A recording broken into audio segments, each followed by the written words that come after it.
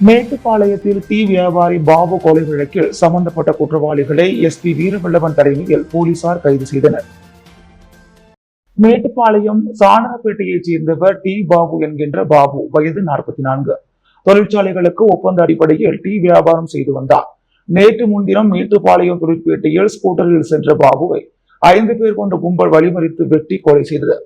மேட்டுப்பாளையம் போலீசார் வழக்கு பதிந்து எஸ்பி வீரவல்லவன் தலைமையில் இன்ஸ்பெக்டர் பாலமுருகன், எஸ்ஐக்கள் திருமுருகன், சந்திரசேகரன் அடங்கிய குழுவினர் தீவிர விசாரணை மேற்கொண்டனர்.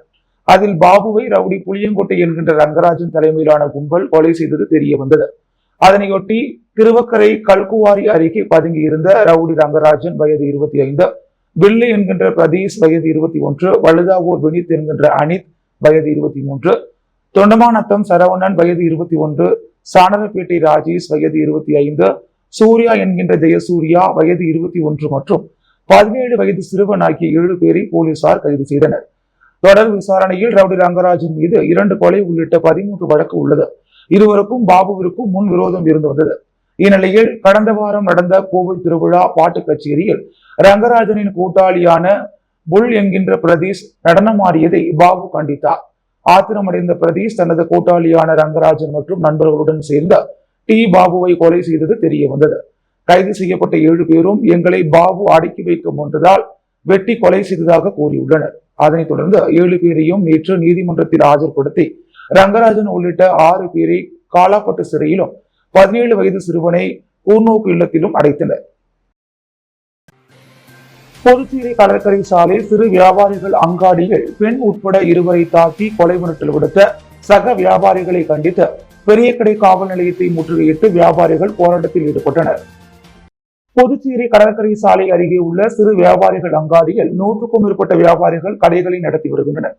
இந்த அங்காடியில் புதுச்சேரி வாழைக்குளத்தைச் சேர்ந்த சகோதரர்கள் அருண், சதீஷ் ஆகியோர் அங்குள்ள வியாபாரிகளிடம் மாமூல் கேட்டு தொல்லை கொடுப்பதாகவும், திருட்டுத்தனமாக மின்சாரம் எடுப்பது, வியாபாரம் செய்யும் இடத்தில் மது அருந்துவிட்டு பெண்களிடம் ஆபாசமாக பேசுவதாக அவர்கள் மீது குற்றச்சாட்டு இருந்து வந்தது.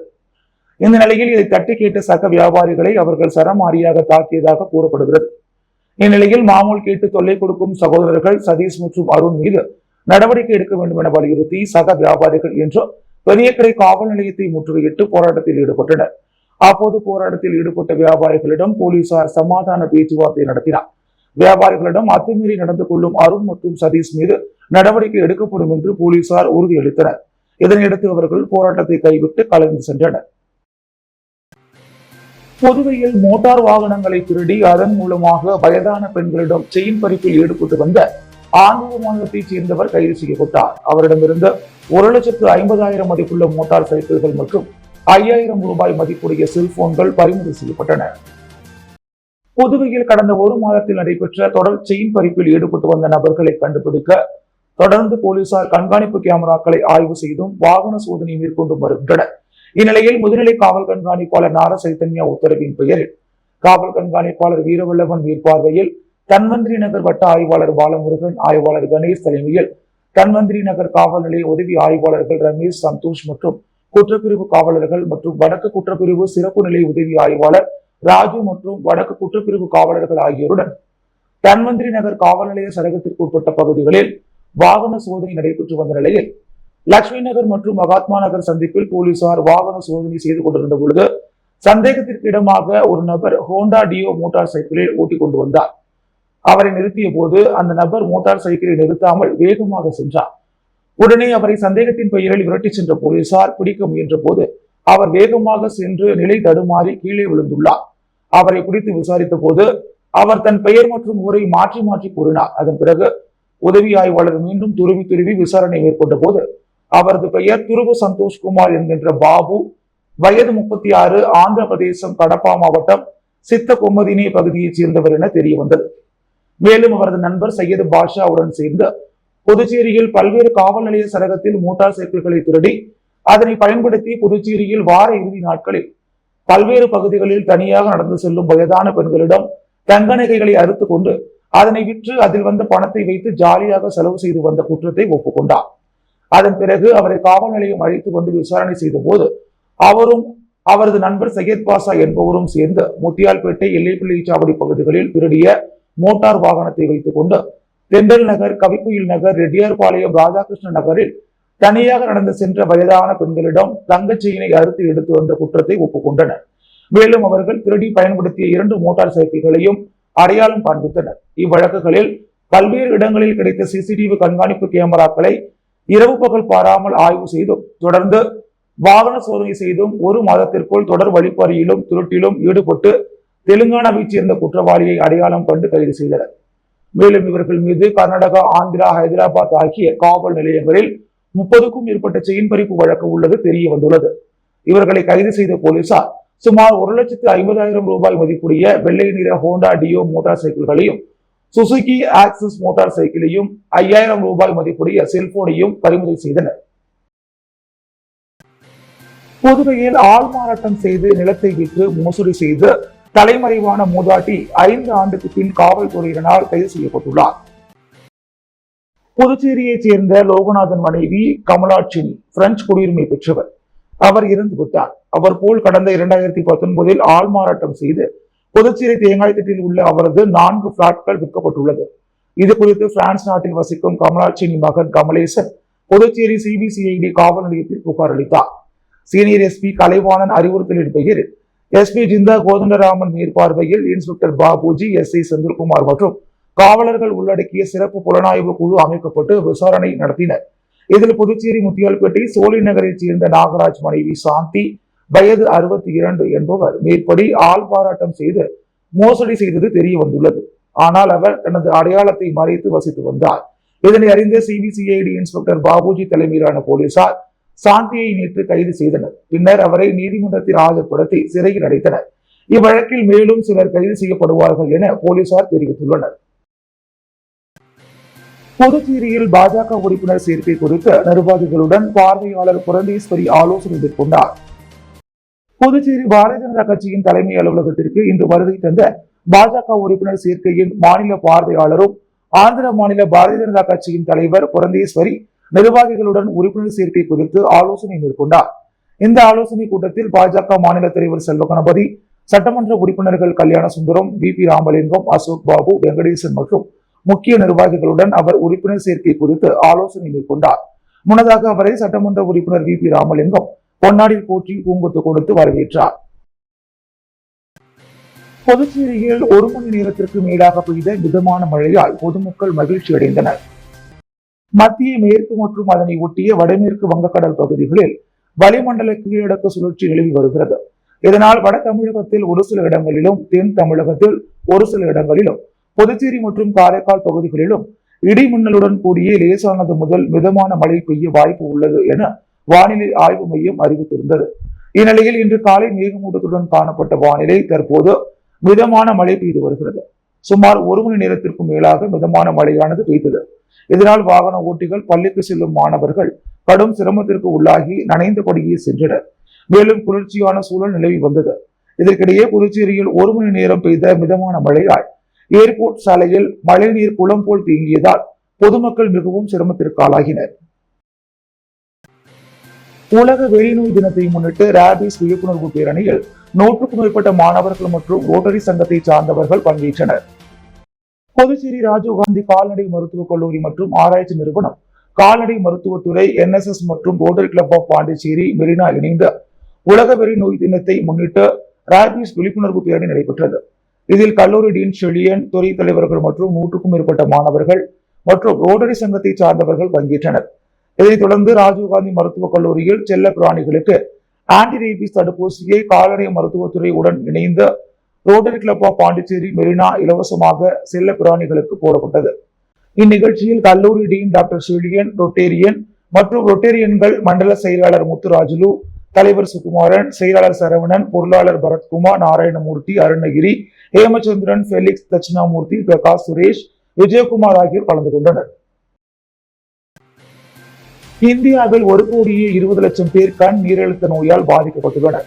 இதில் 90% பேருக்கு நோய் பாதிப்பு இருப்பதே தெரியாது என கண் மருத்துவர்கள் எச்சரித்துள்ளனர். அகில இந்திய கண் நீரிழுத்த நோய் மருத்துவர்கள் சங்கத்தின் 33வது தேசிய மாநாடு புதுச்சேரியில் இன்று துவங்கி 3 நாட்கள் நடைபெறுகிறது.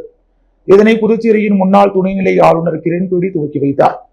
இந்தியாவில் கண்ணீர் அழுத்த நோயின் சிகிச்சையை மேம்படுத்தும் அணுகுமுறைகள் குறித்து 3 நாள் மாநாட்டில் விவாதிக்கப்பட்டு முடிவுகள் எடுக்கப்படுகின்றன. நாடு முழுவதிலும் இருந்து 100க்கும் மேற்பட்ட மருத்துவ நிபுணர்கள் மற்றும் அமெரிக்கா, லண்டனில் இருந்து 6 சர்வதேச நிபுணர்களும் பங்கேற்றுள்ளனர். இந்த மாநாடு குறித்து புதுச்சேரி அரவிந்தர் கண் மருத்துவமனையில் தலைமை மருத்துவ அதிகாரியும் மாநாடு முதன்மை ஒருங்கிணைப்பாளருமான வெங்கடேஷ் கூறுகையில், கண்ணீர் அழுத்த நோய் என்பது உலக அளவில் பார்வை இழப்பிற்கு 2வது காரணமாக உள்ளது. இந்தியாவில் 1,20,00,000 பேர் இந்நோயால் பாதிக்கப்படுகிறார்கள். இந்நோய் பாதிப்பு குறித்து 90% பேருக்கு தெரிவதே இல்லை என தெரிவித்தார். இந்த நோய்க்கு எந்த ஒரு அறிகுறியும் இல்லாத காரணத்தினால் பார்வை பறிபோகும் நேரத்தில் தான் தெரிய வரும். அதனால் 40 வயதை கடந்தவர்கள் கண்ணீர் அழுத்த நோய் குறித்த பரிசோதனை எடுத்துக் கொள்ள வேண்டும். பார்வையை திருடும் இந்த வியாதி குறித்து மக்களிடையே விழிப்புணர்வு ஏற்படுத்தத்தான் இந்த மாநாடு நடத்தப்படுகிறது. இந்த நோயை தடுக்க முடியாது, எதிர்காலத்தில் தடுப்பதற்கான நடவடிக்கை குறித்து கருத்தரங்கில் பாதிக்கப்படுகிறது என மருத்துவர் வெங்கடேஷ் தெரிவித்தார். புதுச்சேரி நகராட்சிக்கு உட்பட்ட முருங்கம்பாக்கம் பகுதியில் தீவிர தூய்மை பணி வார விழாவை சட்டமன்ற உறுப்பினர் பாஸ்கர் துவக்கி வைத்தார். புதுச்சேரி நகராட்சி சார்பில் அரியாங்குப்பம் தொகுதியில் சிறப்பு துப்புரவு திட்ட பணிகள் ஒரு பகுதியாக முருங்கம்பாக்கத்தில் இன்று தூய்மை பணி நடைபெற்றது. இதில் அரியாங்குப்பம் தொகுதி சட்டமன்ற உறுப்பினர் பாஸ்கர் என்கின்ற தட்சிணாமூர்த்தி கலந்து கொண்டு தூய்மை பணியை தொடங்கி வைத்தார். அதன்படி முருங்கம்பாக்கத்தில் உள்ள ரங்கசாமி நகர், அங்காளம்மன் நகர், கணபதி நகர், முருங்கம்பாக்கம், வெள்ளியனூர் மெயின் ரோடு உள்ளிட்ட பல்வேறு இடங்களில் தூய்மை பணி நடைபெற்றது. இதில் சுமார் 100க்கும் மேற்பட்டோர் கலந்து கொண்டு தூய்மை பணி மேற்கொண்டனர். ஏழை பெண்கள் திருமண உதவித்தொகை வழங்கும் திட்டம் மற்றும் பாலூட்டும் தாய்மார்களுக்கான ஊக்கத்தொகை வழங்கும் திட்டம் மூலம் நிதியுதவி வழங்கும் நிகழ்ச்சி சட்டப்பேரவைத் தலைவர் ஏம்பலம் செல்வம் தலைமையில் வழங்கப்பட்டது. புதுச்சேரி அரசு ஆதிதிராவிடர் மற்றும் பழங்குடியினர் நலத்துறை மூலம் ஏழை பெண்கள் திருமண உதவித்தொகை வழங்கும் திட்டம் மற்றும் பாலூட்டும் தாய்மார்களுக்கான ஊக்கத்தொகை வழங்கும் திட்டம் ஆகிய திட்டங்களின் கீழ் மொத்தம் 14,19,000 ரூபாய் நிதி உதவிக்கான அரசாணைகளை தொகுதி சட்டமன்ற உறுப்பினரும் சட்டப்பேரவைத் தலைவருமான ஏம்பலம் செல்வம் இன்று காலை தவளக்குப்பத்தில் உள்ள தனது இல்லத்தில் பயனாளிகளுக்கு வழங்கினார். ஆதிதிராவிடர் மற்றும் பழங்குடியினர் நலத்துறை மூலம் ஏழை பெண்கள் திருமண உதவித்தொகை திட்டத்தின் கீழ் 9 நபர்களுக்கு தலா ரூபாய் 1 லட்சம் வீதம் ரூபாய் 9 லட்சமும் மற்றும் பாலூட்டும் தாய்மார்களுக்கு ஊக்கத்தொகை வழங்கும் திட்டத்தின் கீழ் 33 தாய்மார்களுக்கு ரூபாய் 5,19,000 ரூபாய் என மொத்தம் 14,19,000 ரூபாய் நிதி உதவிக்கான அரசாணைகளை பயனாளிகளுக்கு சட்டப்பேரவைத் தலைவர் வழங்கினார். மேலும் குடிமைப்பொருள் வழங்கல் துறை மூலம் மணவெளி சட்டமன்ற தொகுதியைச் சேர்ந்த 25 நபர்களுக்கு புதிய உணவு பங்கீடு அட்டைகளை வழங்கினார். இந்நிகழ்ச்சியில் பாஜக மாநில விவசாய அணி தலைவர் ராமு, மாவட்ட தலைவர் சுகுமார், கிருஷ்ணமூர்த்தி ரெட்டியார், கூட்டுறவு சங்க முன்னாள் தலைவர் தட்சிணாமூர்த்தி, முன்னாள் இயக்குநர் சக்திவேல், மாவட்ட துணைத் தலைவர் மணிகண்டன், ஞானசேகர், முன்னாள் பஞ்சாயத்து தலைவர் ராஜா, அங்காளம்மன் கோவில் நிர்வாக அதிகாரி பாஸ்கர், கலைவாணன், தர்மன், டாக்டர் ராஜ்குமார் உள்ளிட்டவர்கள் உடனிருந்தனர். உலக சுற்றுலா தினத்தை முன்னிட்டு முதலமைச்சர் ரங்கசாமியின் உருவத்தை மணல் சிற்பமாகவும் ஓவியமாகவும் வரைந்து அசத்திய கலைமாமணி குபேந்திரனுக்கு பாராட்டுக்கள் குவிந்து வருகிறது. கலைமாமணி குபேந்திரன் மணல் சிற்பம் மற்றும் பல்வேறு வகையான ஓவியங்களை வரைந்து பல்வேறு சாதனைகளையும் படைத்து வருகிறார். கடந்த 23 ஆண்டுகளாக ஓவியம் மற்றும் மணல் சிற்பம் வரைந்து சாதித்து வரும் குபேந்திரன் அவருடைய வரலாற்றில் மீண்டும் ஒரு மைல்கல்லாக உலக சுற்றுலா தினத்தை முன்னிட்டு முதலமைச்சர் ரங்கசாமியின் உருவத்தை மணல் சிற்பமாகவும் ஓவியமாகவும் வரைந்து சாதனை படைத்தார். புதுச்சேரி முருங்கம்பாக்கம் கைவினை கலைஞர்கள் கிராமத்தில் நடைபெற்ற இந்த நிகழ்ச்சியில் முதலமைச்சர் ரங்கசாமியின் உருவத்தை 10 நிமிடத்தில் கதைகளாக சொல்லி வரைந்தார். நிகழ்ச்சியில் கலைமாமணி ஓவியர் ஹரிபுத்திரன் மற்றும் அகில ஹரிபுத்திரன் உள்ளிட்ட பலர் கலந்து கொண்டனர். மேலும் ரங்கசாமியை தத்ரூபமாக 10 நிமிடத்தில் வரைந்த கலைமாமணி குபேந்திரனை சிறப்பு விருந்தினராக கலந்து கொண்ட சட்டமன்ற உறுப்பினர் பாஸ்கர் உள்ளிட்ட கைவினை கலைஞர்கள் வெகுவாக பாராட்டி சால்வை அணிவித்தும் பூங்கொத்துக்குள் கொடுத்தும் பாராட்டினர். இந்நிகழ்ச்சியில் கைவினை கலைஞர்கள் கிராம மேலாளர் பாஸ்கரன், கைவினை கலைஞர் குபேந்திரன், அகிலா மற்றும் தன்னம்பிக்கை கலைக்குழு நிறுவனர் எலிசபெத் ராணி உள்ளிட்ட கைவினை கலைஞர்கள் ஏராளமானோர் கலந்து கொண்டனர். புதுச்சேரியில் இன்று தொடங்கி 2 நாட்கள் நடைபெறும் தேசிய சப் ஜூனியர் டாட்ச் பால் போட்டியில் 15க்கும் மேற்பட்ட அணிகள் மோதுகின்றன. பாண்டிச்சேரி டாட்ச் பால் அசோசியேஷன் சார்பில் தேசிய அளவிலான 3வது சப் ஜூனியர் டாட்ச் பால் போட்டி உப்பளம் ராஜீவ்காந்தி உள் விளையாட்டு அரங்கில் இன்று தொடங்கி 2 நாட்கள் நடைபெறுகிறது. போட்டியினை அரசு கொறடா ஏகேடி ஆறுமுகம், உப்பளம் தொகுதி திமுக சட்டமன்ற உறுப்பினர் அனிபால் கென்னடி, பாகூர் தொகுதி சட்டமன்ற உறுப்பினர் செந்தில்குமார் ஆகியோர் தொடங்கி வைத்தனர். இதில் புதுச்சேரி, தமிழ்நாடு, கர்நாடகா, ஆந்திரா, கேரளா, ஜம்மு காஷ்மீர் ராஜஸ்தான் என 15 மாநிலங்களைச் சேர்ந்த அணிகள் பங்கேற்றுள்ளன.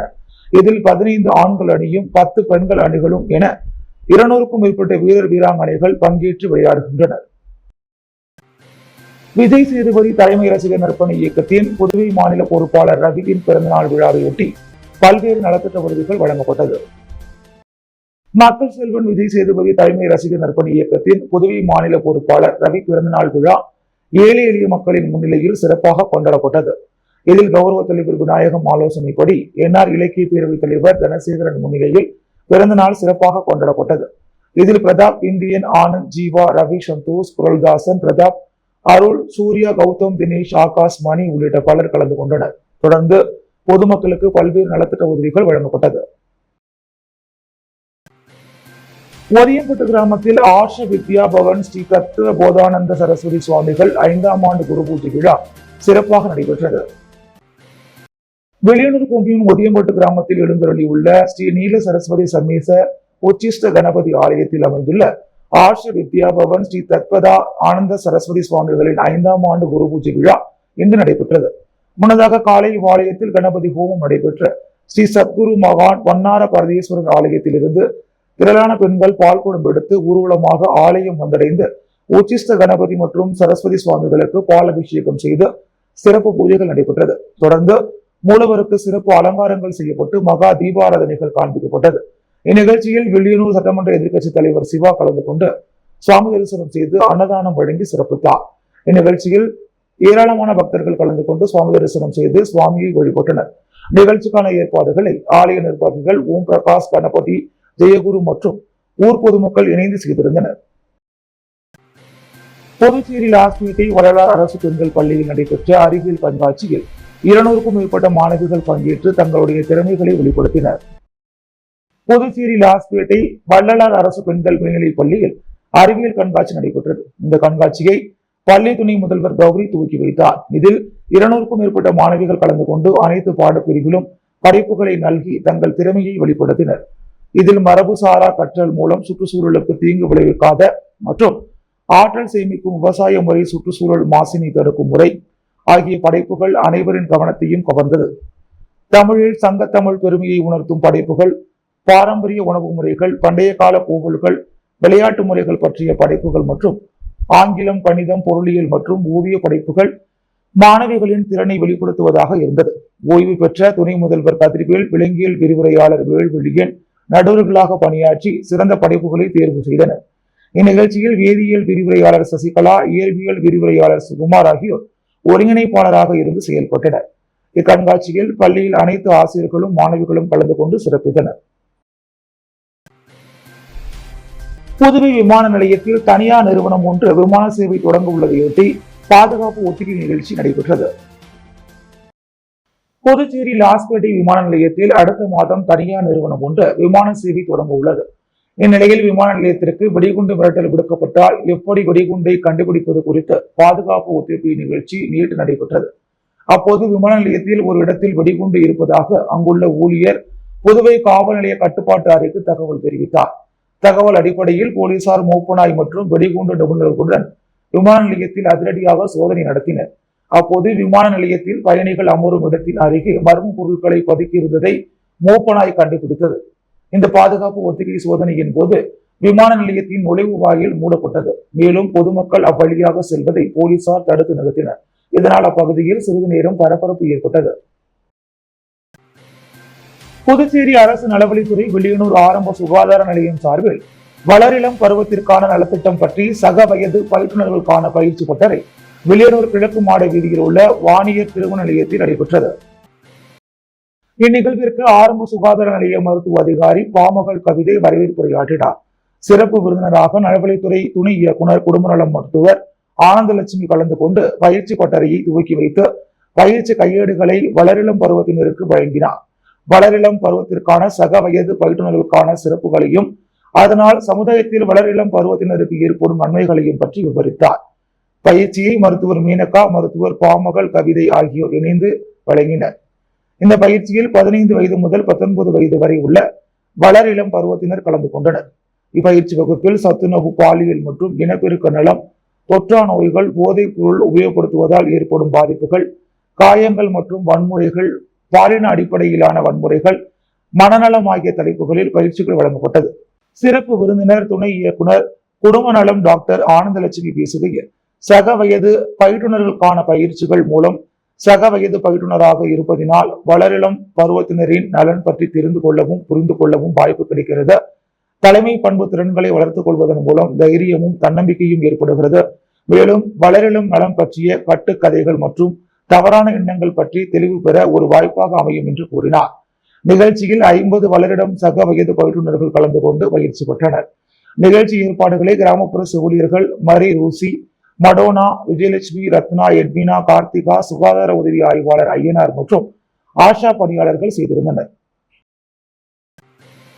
முத்தியால்பேட்டை ஆறுமுக திருமண மண்டபத்தில் நடைபெற்று வரும் 3 நாள் கூடோ தற்காப்பு கலை பயிற்சி முகாமில் மாணவ மாணவிகள் பங்கேற்று கூடோ தற்காப்பு கலையினை பயின்று வருகின்றனர். புதுச்சேரி மாநில கூடோ தற்காப்பு கலை சங்கத்தின் சார்பாக மாநில அளவிலான கூடோ பயிற்சி முகாம் முத்தியால்பேட்டை ஆறுமுகம் திருமண மண்டபத்தில் 28, 29 மற்றும் 30 ஆகிய தேதிகளில் அகில இந்திய கூடோ பெடரேஷன் ஆதரவுடன் நடைபெறுகிறது. இப்பயிற்சி முகாமிற்கு புதுச்சேரி மாநில கூடோ சங்க தலைவர் வளவன் தலைமை தாங்க பொதுச் செயலாளர் சந்தோஷ்குமார் முன்னிலை வகித்தார். இந்நிகழ்ச்சியில் புதுச்சேரி சிறைத்துறை கண்காணிப்பாளர் பாஸ்கரன் சிறப்பு விருந்தினராக கலந்து கொண்டு பயிற்சி முகாமை தொடங்கி வைத்தார். கௌரவ விருந்தினராக உருளையன்பேட்டை காவல் ஆய்வாளர் கிட்டா சத்யநாராயணா கலந்து கொண்டு வாழ்த்துரை வழங்கினார். இதில் உலக அளவிலான கூடோ சங்க பயிற்சியாளர்கள் ஜாஸ்மின் மஹானா மற்றும் பயிற்சி முகாம் பொறுப்பாளர் பிரியங்க் ராணா ஆகியோர் கலந்து கொண்டு 100க்கும் மேற்பட்ட மாணவ மாணவிகளுக்கு கூடோ பயிற்சி அளித்து வருகின்றனர். இதில் சீனியர் பயிற்சியாளர்கள் பாலசந்தர், ஆறுமுகம், செல்வம், வெங்கடாஜலபதி, வெங்கடேஷ், செந்தில்வேல், முருகன் உள்ளிட்ட பயிற்சியாளர்கள் கலந்து கொண்டனர். புதுவையில் காந்தி ஜெயந்தி அன்று இறைச்சி கடைகளை மூட நகராட்சி ஆணையர் கந்தசாமி உத்தரவு பிறப்பித்துள்ளார். புதுச்சேரி நகராட்சி ஆணையர் கந்தசாமி வெளியிட்டுள்ள செய்திக்குறிப்பில், புதுச்சேரி நகராட்சிக்கு உட்பட்ட பகுதிகளில் உள்ள கால்நடை அறுவை நிலையங்களுக்கும் பல்வேறு அங்காடிகளில் அமைந்துள்ள ஆடு, மாடு, பன்றி மற்றும் கோழி இறைச்சி விற்பனை நிலையங்களும் மீன் கடைகளும் வருகின்ற 2ஆம் தேதி காந்தி ஜெயந்தியை முன்னிட்டு அன்று முழு நாளும் மூடப்பட்டிருத்தல் வேண்டும் என்று இதன் மூலம் அறிவுறுத்தப்படுகிறது. இதற்கு மாறாக இயக்கும் இறைச்சி மற்றும் மீன் விற்பனை கடைகள் மீது தக்க நடவடிக்கை எடுக்கப்படும் என்று அதில் குறிப்பிடப்பட்டுள்ளது. புதுவையின் அன்றாட நிகழ்வுகளை காண பாண்டி ஹெட்லைன்ஸ் யூடியூப் சேனலை சப்ஸ்கிரைப் பண்ணுங்க. தொடர்ந்து எங்களுடன் இணைந்திருக்க பக்கத்தில் உள்ள பெல் பட்டனை பிரஸ் பண்ணுங்க, லைக் பண்ணுங்க, ஷேர் பண்ணுங்க. என்றும் உங்களுடன் பாண்டி ஹெட்லைன்ஸ்.